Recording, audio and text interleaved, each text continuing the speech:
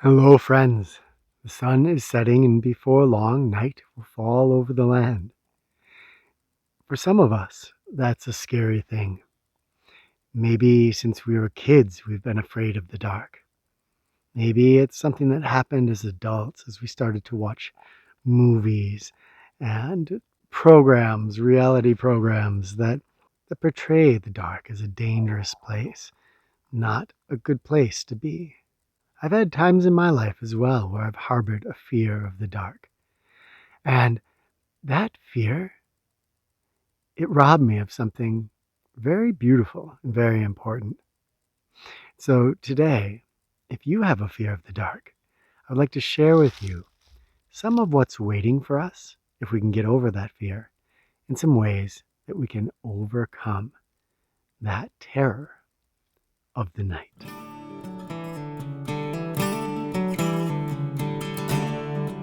And if you're suffering from this, I understand. The night is portrayed so often as this really scary time.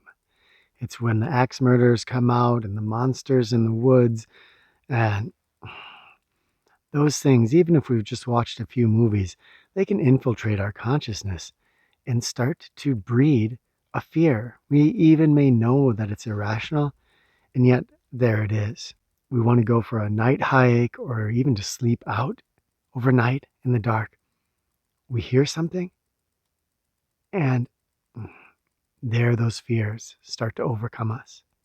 It's a deer in the woods that's walking, but its footsteps sound like those of a human. And soon our mind is taking us on a ride, a fear-induced ride that may cause us to go home. Or, if we stay, will cause us to be in such a state of hypervigilance that we can't really enjoy the experience we're having. The thing about the night is that it is an entire world. It's a world where different animals roam the forest. The fox comes out at twilight. The deer are moving. The wolves, if you're up in the north, the coyotes, and strange birds fly through the trees. Owls. And on the ground, too, night birds like the whippoorwill. Raccoon comes out of hiding. And some animals that many of us don't even know exist because we've never really seen them, like the flying squirrel. At night, there's mushrooms that glow with their own light. There's fireflies that dance through the night like fairies. And our senses even behave differently.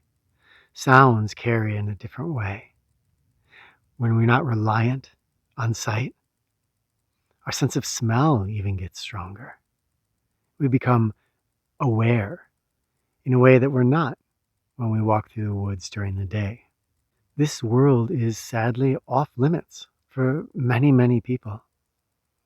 Not because there are rules saying we can't go outside, but because culturally we don't go out into the dark, and because our fears keep us indoors.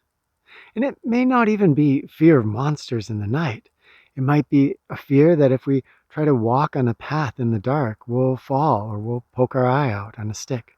But if we venture out into the night, and if we allow the night to be dark, and I'm talking about not having a flashlight on the whole time, then we start to experience that world, that hidden world. And it is marvelous. It's not marvelous just for the things you'll experience, the things you will hear or see or feel, but it's marvelous because it changes something inside of us too. If we do this enough, it opens up a primal door inside of us so that the night starts to become our friend.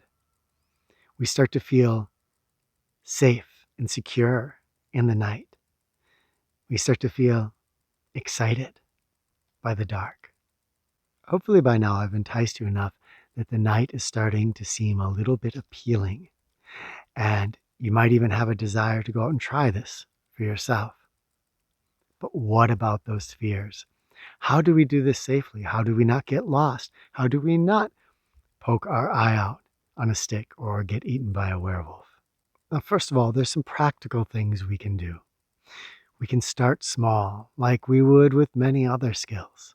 You can start by sitting on the edge of the dark. Maybe you have a porch on the edge of a woods, and you're going to sit out at night on that porch. It can even be lit. And just let your senses reach out to feel, to hear, to see, to smell what's out there in the dark.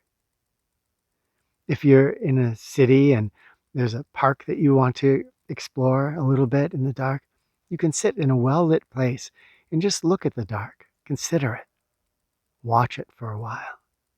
Another tip is to spend some time blindfolded.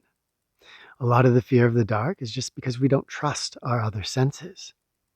So the night seems terrible because it's taking away our most vital sense. But if we spend some time blindfolded, with students, I often use something called a Mindfold. And if I can find it, I'll put a link in the description of this video. If we use that, we can start to open up our other senses.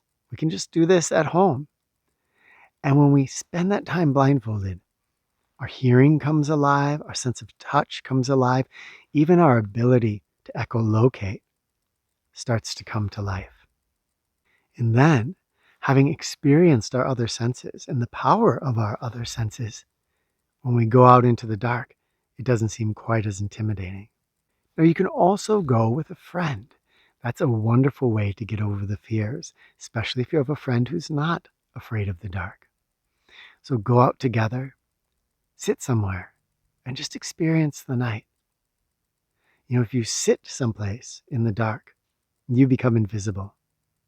You won't be seen by humans, and many animals, if you're sitting still enough, will also pass you by. So recognize that you can own this power of invisibility.